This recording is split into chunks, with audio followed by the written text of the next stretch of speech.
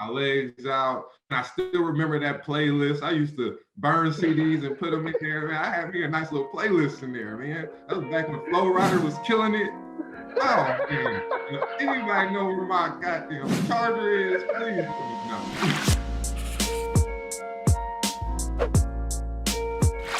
Welcome, everybody. This is Mark Haynes, and this is the new show, Year One. And today, my special guest is no other than a number one draft pick in the NBA, which it ain't too many people in the world, in the history of the world, that can say that was the number one draft pick in the NBA. But it's my guy, Greg Oden. What's up, man? How you doing? I'm good, Mark. Thanks for having me, man. Appreciate it. Yes, sir, man. And the first question is a warm-up question. It's almost completely off topic, but I just want to make sure that you gonna be telling the truth, the whole truth, and nothing but the truth.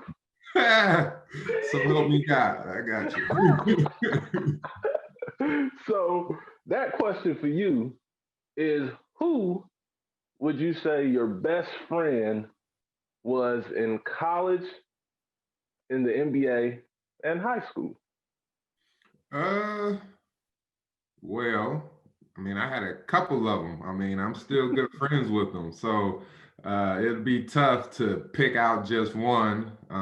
But to go high school, my guy, Travis Smith, may he rest in peace. He passed away when we was in college. So he was always my best friend since literally the fourth grade.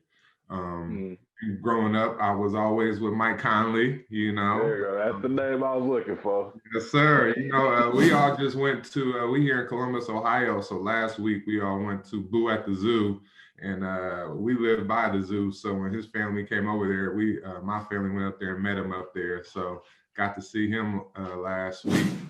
And then my guy that moved in with me when I was out in Portland, who I went to middle school, high school with, Brandon McDonald. Shout out to him. He still lives out there in Portland. And then one of my other good friends, William Patterson, who I also known since middle school. You know, he's a head football coach at Lawrence Central High School and played for IU. Went to the Texans for a year. You know, those are all my guys, all my best friends right there. So all four. All right. So yeah, all right. Now I know you're gonna be telling the truth, even though I trust you, but I just gotta, you know, let the viewers know you telling the truth about these stories. Yes, sir. So with you and Mike Conley, I'm gonna pick him just because, you know, a lot of people know him real quick. Being that y'all was really good friends, you know, I didn't know you guys played in high school together. We played in middle school together. Middle school. Oh wow. So middle school, high school, college, and then y'all both go to the NBA. That's pretty dope. You know, Mike, you know, a lot of people haven't given Mike his credit, but he's had a great career. Mike's the guy that when you're playing him on the court, if he got a problem with you, he done set me up to get dunked on a couple of times. And so I'm not saying we got in a fight, but I will say he gave the assist to my brother the one time my younger brother dunked on me. And that is the most hurtful thing in my life. My younger brother dunking on me in the open gym. And of course, that pass came from Mike. So I'm not saying we got in a fight, but he definitely threw out the knockout blow. He gave the Tank Davis uppercut to me in high school.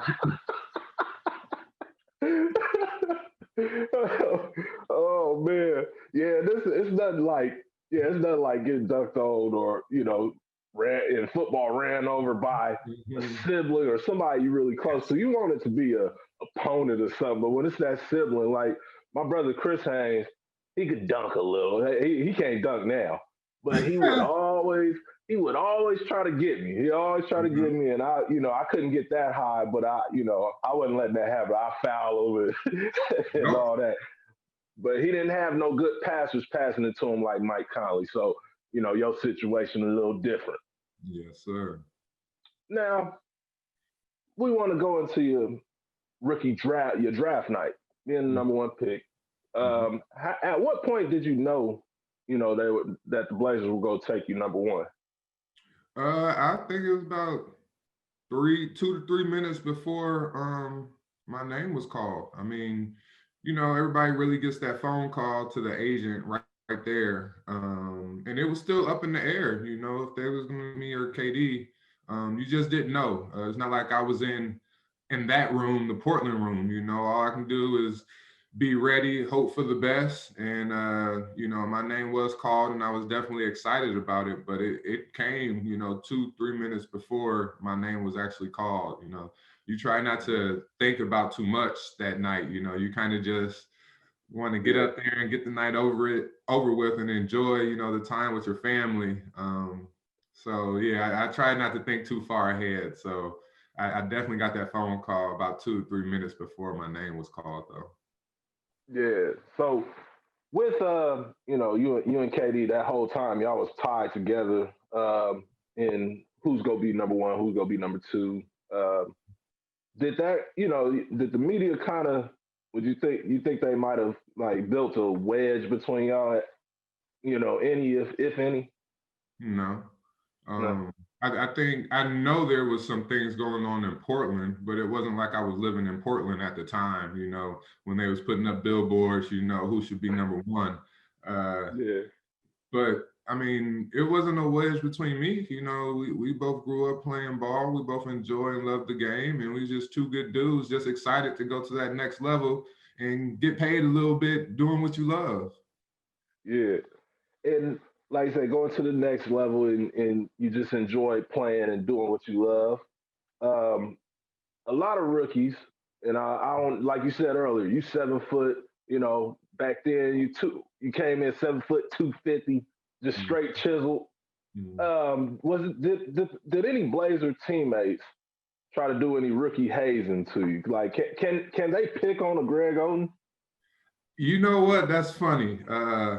I think, like, I had to carry some bags, but I did that because I didn't want to feel like I was getting special treatment, Yeah. and it wasn't like they made me, Joe Chris Billa, that's my guy. Shout out to Big Joe. I made sure I carried some bags and did what I can to get my little hazing out the way, but they wasn't too pressed on, coming at me 7 foot, 260. And then, I was injured that rookie year too. So I was kind of away from the team. So I didn't have a lot to True. do. But I just didn't want that special treatment. I wanted to come in like everybody else, and, pay my dues as well. Right, right, right.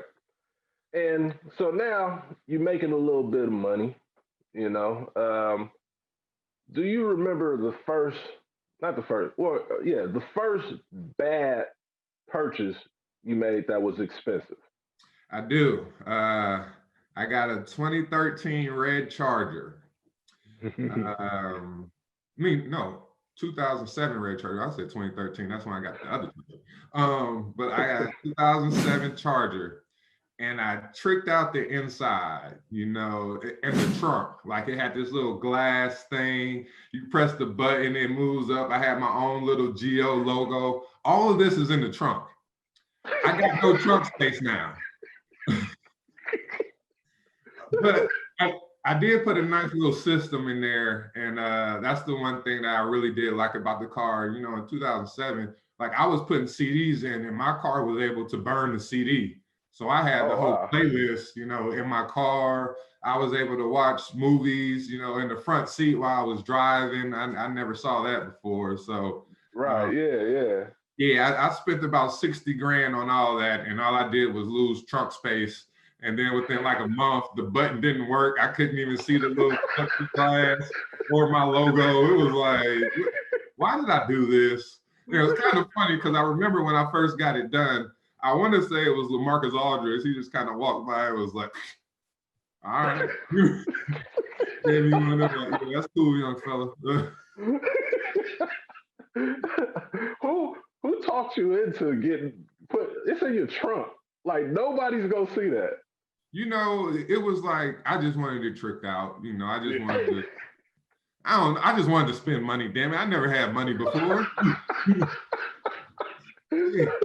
I was just like turn it into something special, But I do remember that, and I'm gonna say this on your show, man. if somebody has that car, man, I was looking to getting that car, buying that car back, because I remember I traded it in 2013, and I hated myself for it because it was so specialized. The seat was moved back, like I could stretch my legs out. And I still remember that playlist. I used to burn CDs and put them in there. Man, I had me a nice little playlist in there, man. That was back when Flow Rider was killing it. Oh man, if anybody know where my goddamn charger is, please let me know. Hey man, so somebody probably loving it right now too. Man, I had 2 specialized cars that was paid for that I traded in just after 2013. I was going through some things back then, but like I bought a van. You know, my first car was a green, 8-seat van. You know, one of them big boys with the little thing on the top. So I bought one when I was out in Portland, and it was silver. And my bad, my alarm just went off. But I got that one tricked out. That one had what? 6 TVs. It had a refrigerator in there. It had a little like a little disco light thing at the top of the mirror. I mean, that was my thing. And when my daughter was born, I traded it in to get, just to get a Denali, just so it can be more comfortable and smooth, because man, the wind blow a little hard. I feel like I'm all over the road. It's so high. That one was picked out for me too. And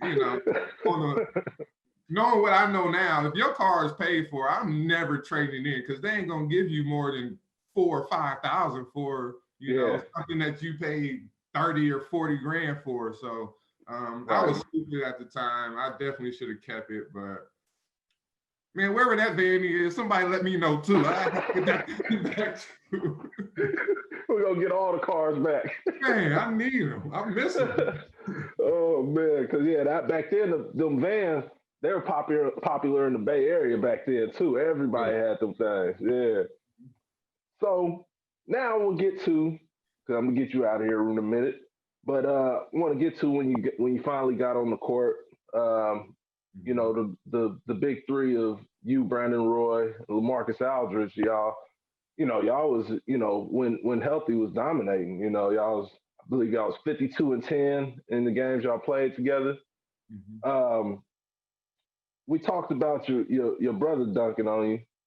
I want to ask you, who was the first person in the NBA to dunk on you, and who was the first person you dunked on in the NBA? I'm gonna say the first person I dunked on was the whole Miami Heat team.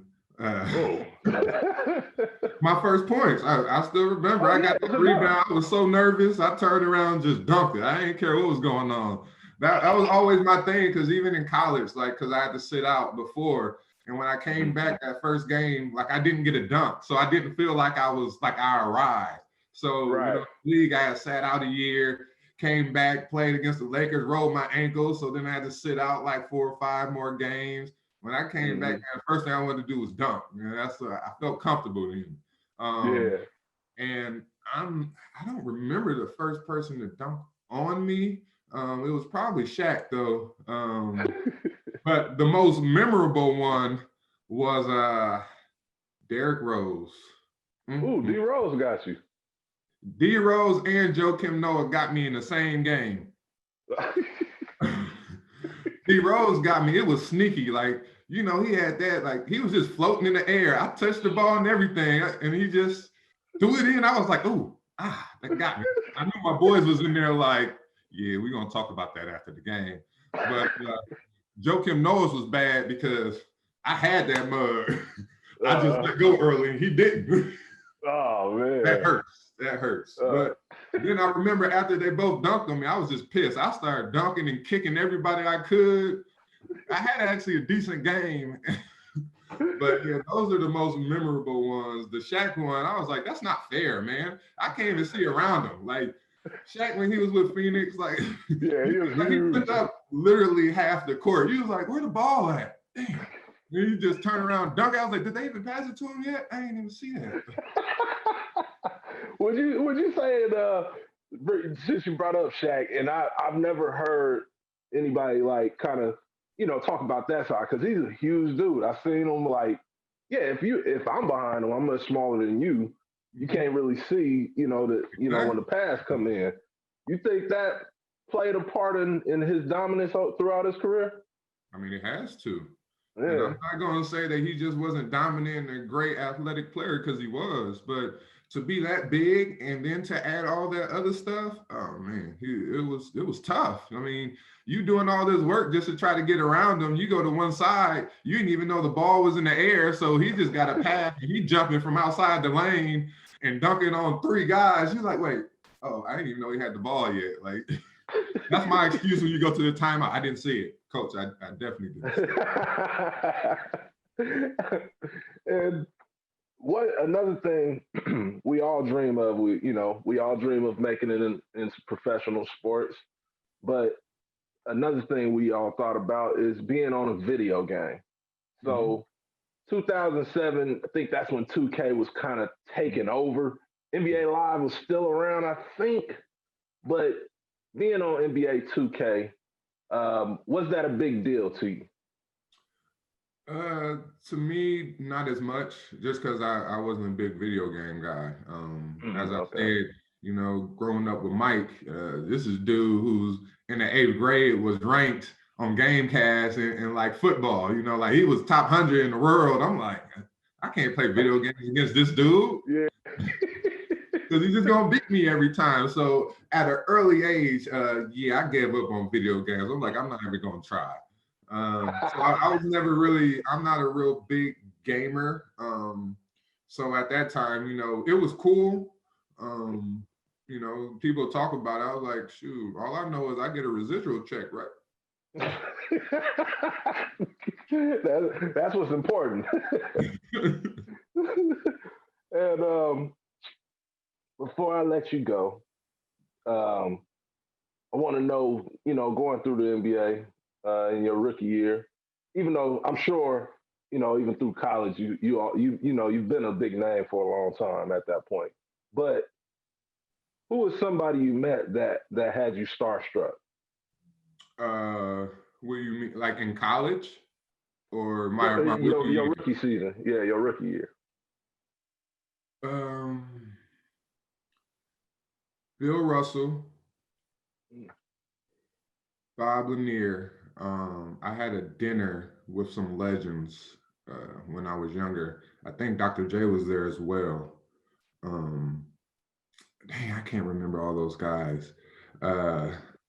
And it was a nice dinner. I want to say we was in Miami, but actually sitting down and hearing them guys talk, that was really cool and really special to me, something that stuck out. Another one, I was in Miami with my friends, and so I'm the biggest Will Smith fan.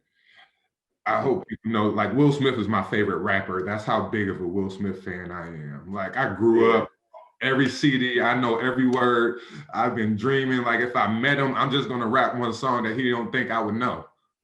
Yeah. And, him and Michael Jordan was having dinner in the same restaurant. And all my friends was like, that's the GOAT, that's the GOAT. I'm like, man, I seen him in the 8th grade at camp, man. I met him before. That's Will Smith over there. I don't know what you guys talking about. My second encounter with Will Smith, I went to the Karate Kid premiere. That's when I was rehabbing in LA. And he was there after, everybody's having a little party after. And I swear to God, he was sitting over like probably 50 feet away from me. Somebody was like, you should just go over there. It was Jody Evans and Jody Yeager now. And she was like, just go over there and say something to him. I paced for a whole hour. And by the time I got the courage to go over there and say something to Will Smith, he was gone. Let me see. And then, one more time before that, we was in Philly. We just had shoot around. And we're coming in. I'm just like, man, I need to go get my nap in. I need to go get hydrated for the game later on. This guy comes up. He's like, hey, I know you're a big fan of Will. You want to go see him? He's upstairs recording something. And I'm looking. I don't know who this guy is. So I'm like, maybe I gotta go do something. So I get in the elevator, right? And Yeah. I remembered it was a couple of us. And Jared Jack goes, was that DJ Jazzy Jeff? Swear to God, I hit the next floor, ran all the way downstairs, and was like, oh, because I didn't recognize him because I remember him with the hair. It was like right when he had like cut his hair bald. So I did not recognize him at all.